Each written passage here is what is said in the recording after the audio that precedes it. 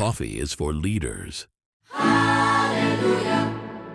But I think at the end of the day, especially at seed and pre-seed, and this is going to sound trite, but you go back to the founders, right? Like you want, if you back great founders, people that have a real passion and drive, enthusiasm for a sector, experience, are able to attract employees, capital, kind of have that center of gravity vibe to them. They tend to build good companies and have big outcomes, and so that's something you want to come back to.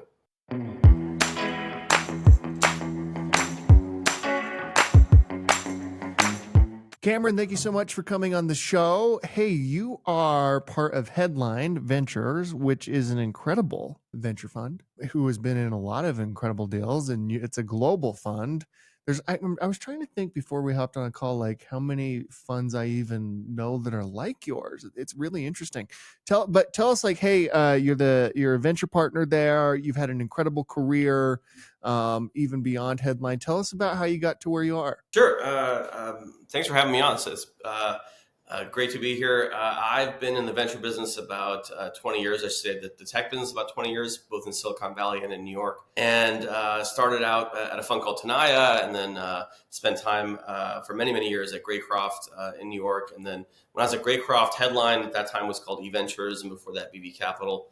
They were our sister firm. So the two firms worked very closely together for a long time. And we still have a lot of deals in common, and we raised a couple of growth funds together. And so the two firms have known each other for a long time. I've known the core folks there, Andreas, Tom, and Matthias for a long time at eVentures and now Headline. So it's been great to work with them. And I started out at Greycroft, did a bunch of our FinTech deals, starting with Venmo and Braintree and Asimo and Recurly and a bunch of others, and then expanded to also do e-commerce and have done a few other things. I also found it valuable to go on the operating side. So I've done that 3 times in my career. Most recently, I was at Pinterest in San Francisco running strategy and corporate development, doing M&A, doing international growth, whatever it took at that time. It was kind of the hyper growth period of the business. When I started, it was a couple hundred employees. When I left, it was a few thousand. So it was a very different enterprise than when I got there. But I think that's also part of the magic. So I've seen the operating side. I've been a venture investor and fortunate to have a number of good portfolio companies and exits. And I invest today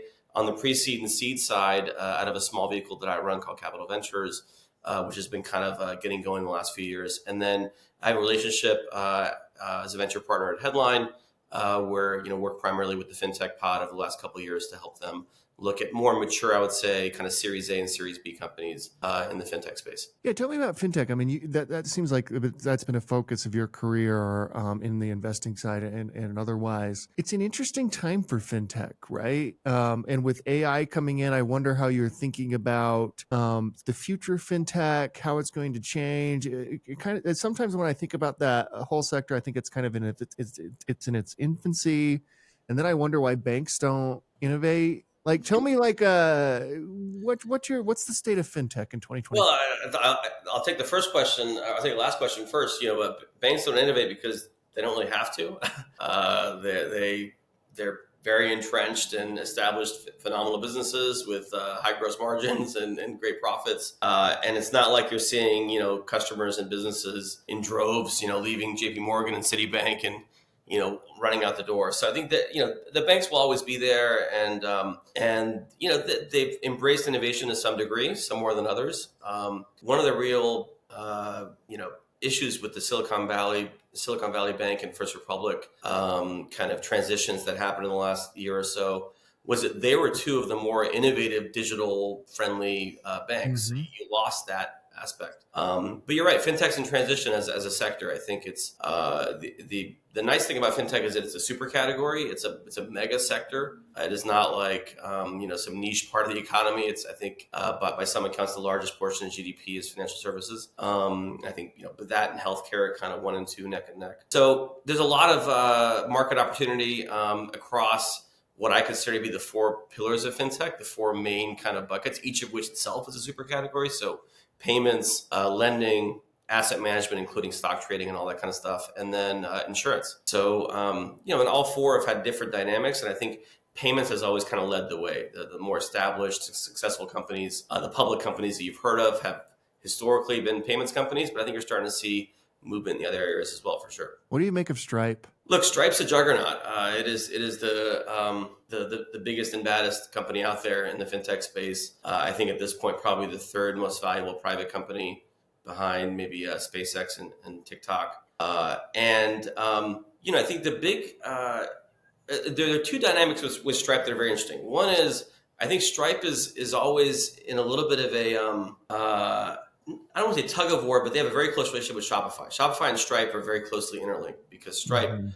powers a lot of the Shopify payments, and Shopify relies on Stripe for a lot of the financial services backend that they use. So those two companies, I think have a really robust but tricky relationship. In some ways they're on a collision course, in some ways they're competitors, but not really. So I think that's a dynamic that I've always watched very curiously and wondered, and I don't think they don't disclose exactly, how much of Stripe's revenue comes from Shopify and vice versa. But that's one thing to think about on a macro level. The other is that Stripe has one core business, which is payment processing, and that's been their bread and butter, and they do that, almost better than anybody else.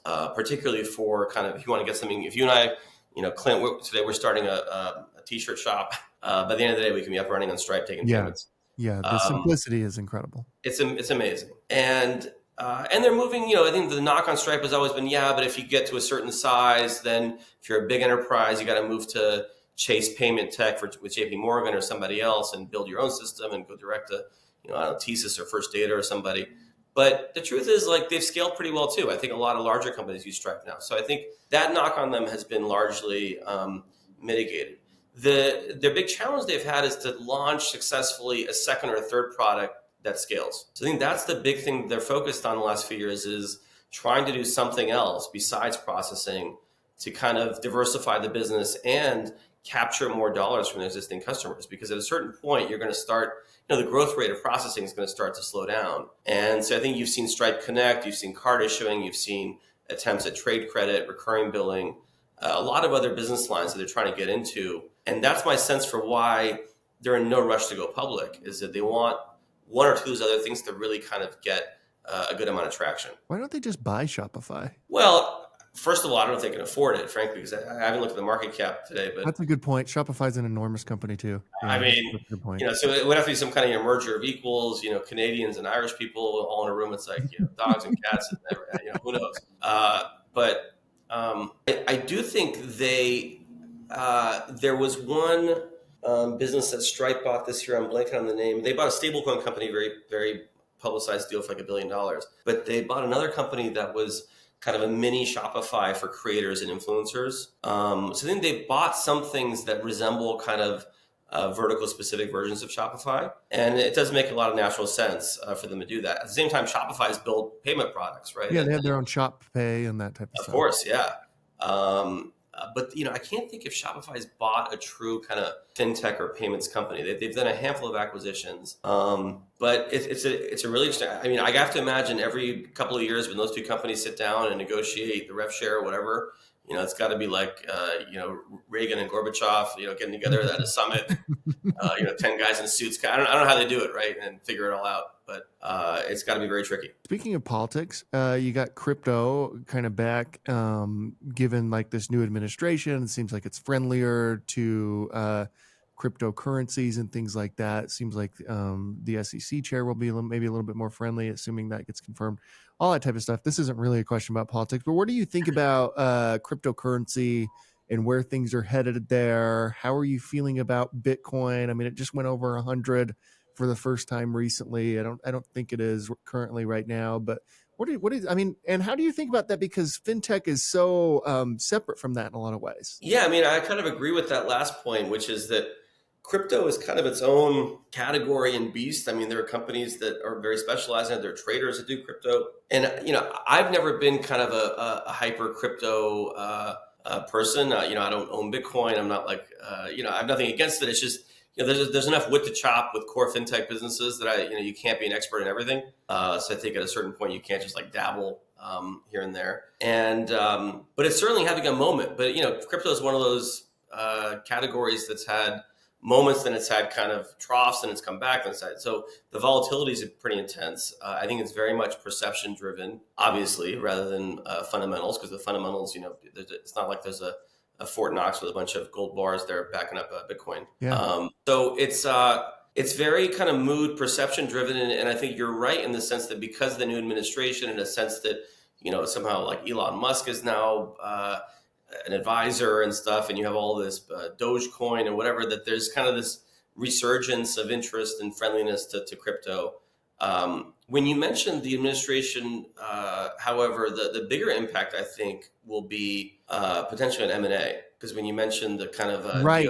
DOJ and a Yes, transition yes, yes, yes, in yes. antitrust and Lena Khan and that regime, I think you're going to see a friendlier M&A environment, and that to me will be the bigger impact for fintech and frankly for venture, writ large. And how do you think that? I mean, I assume some of the companies that you're invested in are thinking about that and think either on being acquired or acquiring. How do you think like this year is going to play out? Has the mood changed kind of in your world with 2025 versus 2024?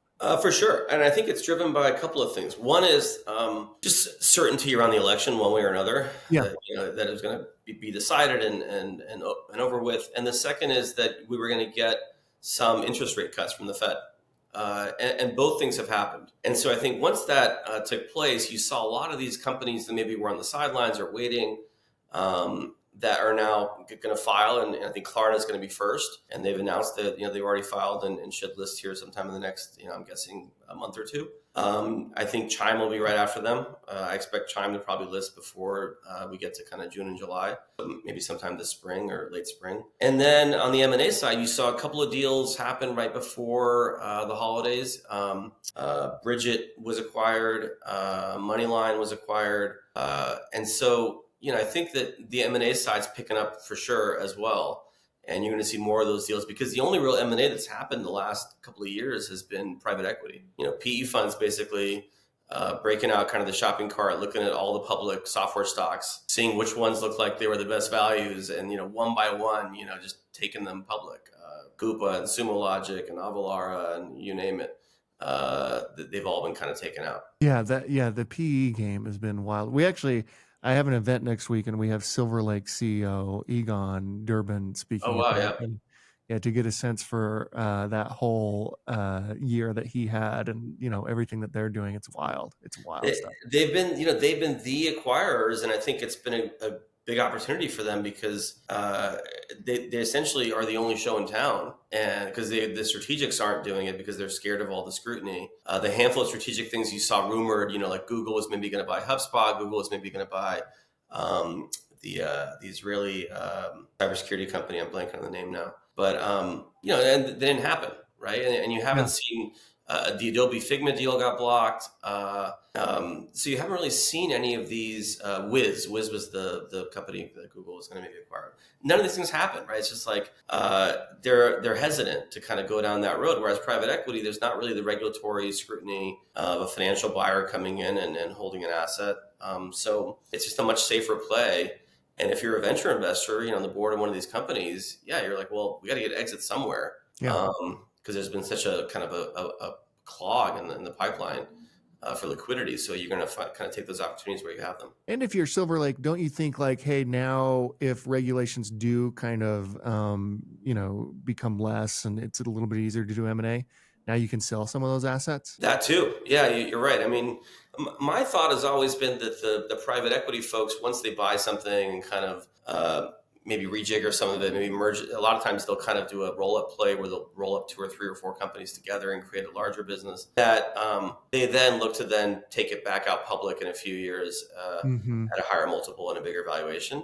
But yeah, absolutely. They can also now potentially look to some of these larger kind of Magnificent Seven type names who've been basically on the sidelines the last few years as potential acquirers, along with the more B2B software companies like an Oracle or Salesforce. What do you look for in the early stage with your early stage angel and seed stage fund? Tell me like what you're focusing on there and where you invest and what type of entrepreneurs and companies you're looking for. Sure. I mean, look, that to me has always been the most exciting is when you kind of partner with someone at a really early stage when they're still kind of, it's a team, it's an idea. Maybe there's a product or two in the market or a client or two that's in beta, but it's still very much kind of, clay that's being molded. And what I've looked for there in the last kind of couple of years is I've done B2B payments has been a big area of focus. That's been one of the major white spaces, I think, in FinTech is all the FinTech companies you and I have heard of, the big ones that are public and successful, whether it's including Stripe, but PayPal, Venmo and Braintree, Affirm, Klarna, Chime, Robinhood, Coinbase. These things are all consumer businesses, right? Mm-hmm. And Robinhood and Coinbase are trading, but the other ones are all consumer payments companies. They help consumers pay businesses or consumers pay each other. They really don't generally help businesses pay other businesses. The only company of scale that does that really is Bill.com, which is publicly traded and worth about $10 billion or something. But it pales in comparison to the valuations of these other companies like PayPal. And yet the B2B payments market is much bigger than consumer. It's a larger market in terms of the amount of dollars that are being transacted when airline is paying the airport their annual fee, or paying Boeing for planes, or you name it, right? And those things are still done largely using PDFs and faxes and emails and trade credit and piece of paper and 90-day line that you get through Bank of America or whatever. So that whole space is being disrupted right now, but it's been challenging because with B2B, there's so many unique verticals, and each vertical has a very different kind of characteristic in terms of clients and what they need and how billing is done. So you've seen most of the successful companies that are coming out going after a vertical first. And the verticals tend to be the bigger, meatier verticals like construction, healthcare, real estate, things like that, where you have big dollars moving around. So, I backed a company called Coast, team out of Bread that I'd backed before. Coast is doing payments for the trucking and fleet area, primarily for more like kind of smaller fleets, not the 18-wheeler, but more like HVAC and plumbing. Company called Credit Key, which does trade credit online for businesses, anything from like restaurant supplies to dental equipment, you name it. So I think that there are a lot of these companies that are starting and are growing quickly going after B2B. That's really the one area that's been super exciting. That's really interesting. What does a typical day look like for you? Good question. It's it's almost like no 2 days are the same, so it's hard to answer that. But I spend most of my time. These days I don't meet that many new companies every day. Right? I try to be more selective, and so the filter for when I kind of will meet a new company is fairly high at this point. And there's a network of 10, 20 other kind of early stage, seed, pre-seed, fintech investors that I do a lot of deals with. So most of my stuff, I share with them and they share with me, and we kind of do it back and forth. So some of it is meeting new. I met a great new founder yesterday, a deal that I think I'm probably going to try to do in the accounting and ERP area for mid-sized companies. So a lot of it is that. I also have a number of board obligations still for Greycroft and 50, 60 portfolio companies that I manage. So for my own vehicles, so there'll be typically a call or two, or at a minimum text exchanged, emails exchanged with founders who are looking for an intro or have a question or hiring somebody, or sometimes I'll help interview candidates for some of my companies. I did that recently. For Credit Key, we're looking for a chief revenue officer type candidate, so I interviewed some folks. And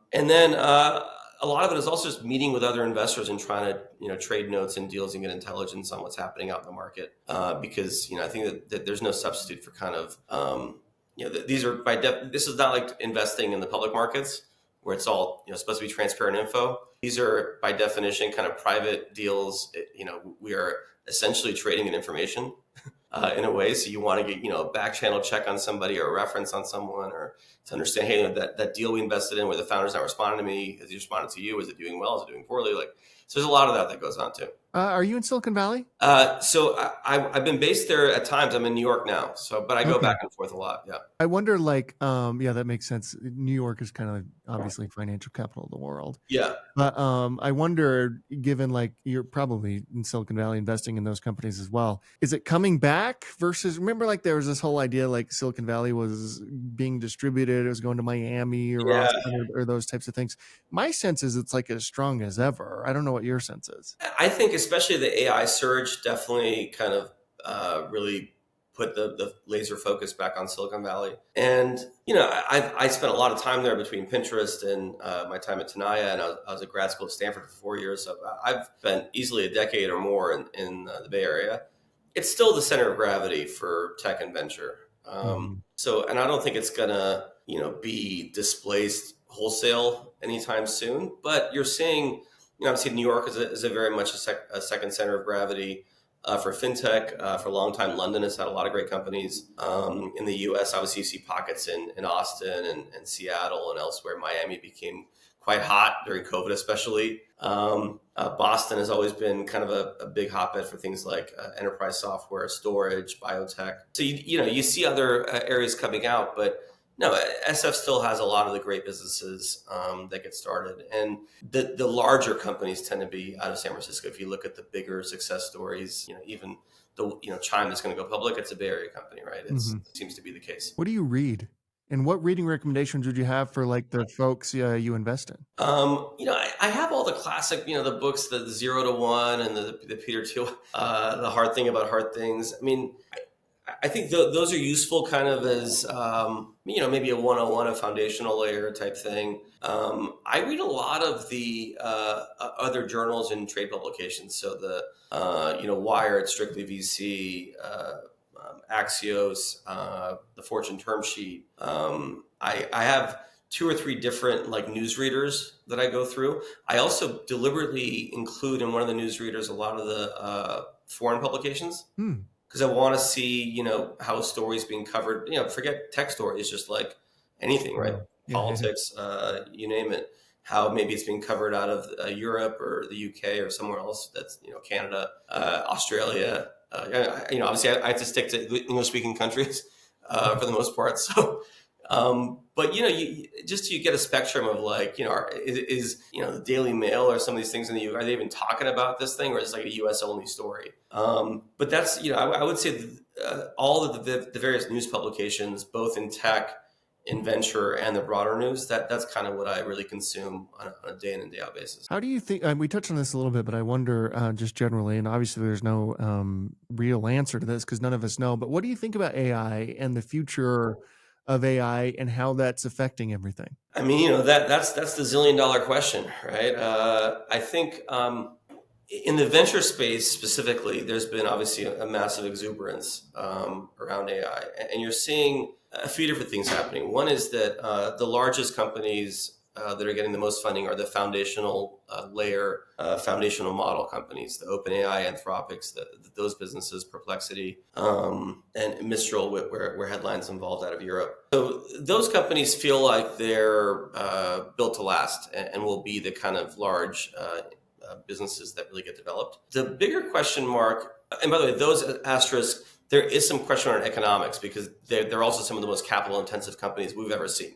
Right. I think for sure. The record for the most capital intensive company ever started for a long time, inflation adjusted, was Federal Express, FedEx. It took Fred Smith like $100 million day one to buy like 3 planes. FedEx was extraordinarily capital intensive. But I think recently OpenAI beat it, because it's just like the dollars it takes to maintain and build these models, the energy output, the cost of just the data centers, they're extraordinarily capital intensive, and the economics are still not quite there. You saw the big news recently where the pro version of ChatGPT, Sam Altman said that we're losing money on it, even at the price point we picked. So there is that whole thing to figure out, right?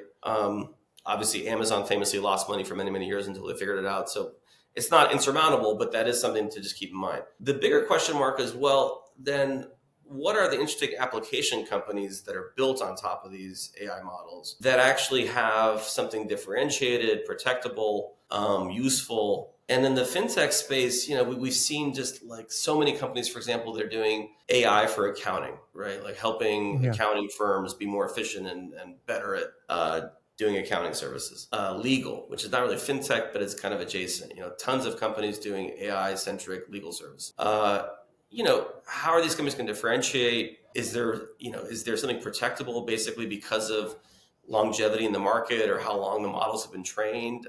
I don't know. That's a big question mark, and where you want to invest in those companies, especially when these seed rounds are getting bid up and you're looking at seed rounds that are $50, $100 million valuations.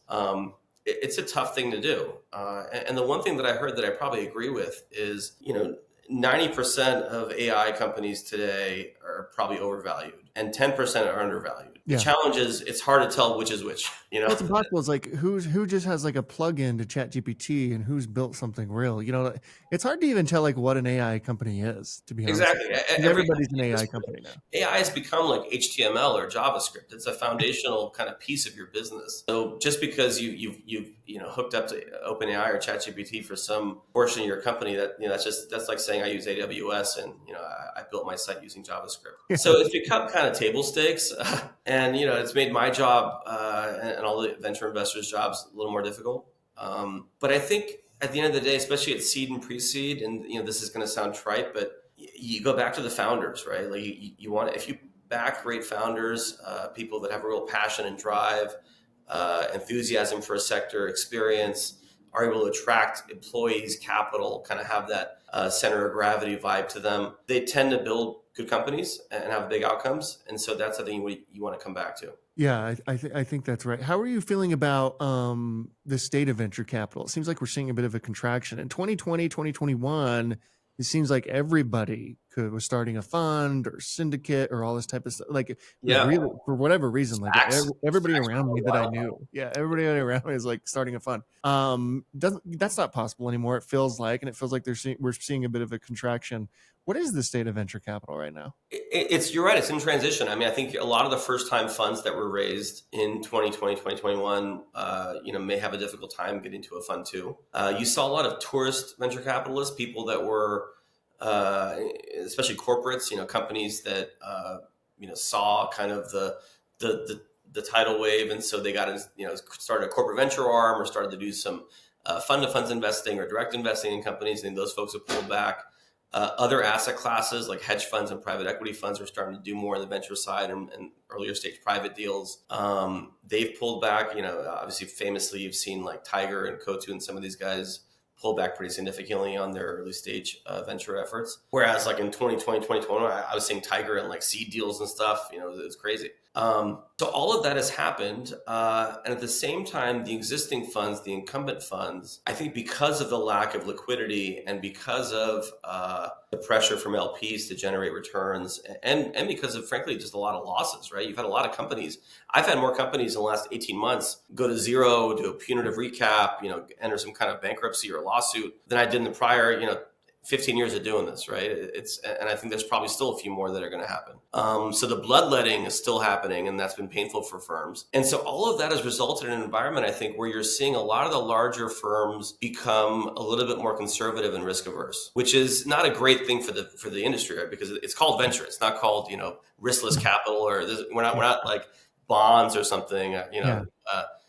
This is the asset class among all the asset classes supposed to be the most risky and risk tolerant. And unfortunately, you're seeing a lot of kind of reversion to the mean where everyone is chasing, B2B software companies. And yeah, those are great companies, but they're crowded trades, right? Like every one of those deals gets like 10 term sheets. And I don't think we're going to lose money in those deals. We're not going to make a lot of money. Mm-hmm. At the same time, there are entire like swaths of businesses like consumer fintech, e-commerce, marketing tech, ad tech that are just like box office poison. Don't go near them. This is like, and that's become kind of conventional wisdom. And for me, I think it's an opportunity to look at those companies because I think those are some of the less crowded trades where you might find a great founder or two that's doing a deal at a reasonable price. And I do think there's a sea change coming where you're going to see some of those outer favor sectors coming back, particularly all-flat consumer fintech, because the two biggest IPOs that are going to happen in the next 6 months, Klarna and Chime, they're both consumer fintech companies. So just the sheer cognitive dissonance alone of seeing other funds generating huge returns from those, I think are going to force a lot of VCs to be like, well, maybe I should be looking at consumer fintech again. Yeah. Finally, because I want to be respectful of your time, we end every interview with the same question, and that is at CEO.com. We believe the chances one gives is just as important as the chances one takes. When you hear that, who gave you a chance to get you to where you are today? Oh, that's a great question. I would definitely say Alan Patrikoff. So Alan founded Apex Partners and then started Greycroft almost as like a retirement project. And the first fund was, raised $75 million just from a lot of his friends and contacts. And I met him when I was leaving Tenaya and coming back to New York, and along with his two partners at that time, Ian and Dana. And Alan took a chance on me at the end of 2011 when we decided to come in. And he kind of put me initially on like a probation. It was sort of like, you're hired, but like you're hired at this lower salary for this period of time, and we'll see how it goes. And so, yeah, he really wanted me to kind of come in and prove myself, but also he's the kind of person that really pushes you, right? He challenges you. He tells you very point blank, like, here, you're doing this wrong. You didn't ask this question, or you're being too soft here. You're paying too much for this deal. Like, it's constant real-time feedback. So you got to be willing to kind of roll with it. But he really, I think, invested that time and effort and gave me a shot. And the other thing with Alan and the way that he ran Greycroft is, it's really sink or swim. He lets you kind of, okay, you want to do a couple of deals, do a couple of deals. But if your name's on them, if they don't do well, then that's on you, right? But that's the only way you really see if someone can succeed in the business. Cameron, I feel like we should check in with you like every month. This is super insightful. Would love to have you back, honestly. Thanks for coming on, and congratulations on everything you're doing. Good luck in 2025, and we'll keep Thanks. going. You too. I'm hoping for some liquidity and exits here. So let's all fingers crossed. That's awesome. Okay, thanks, Cameron.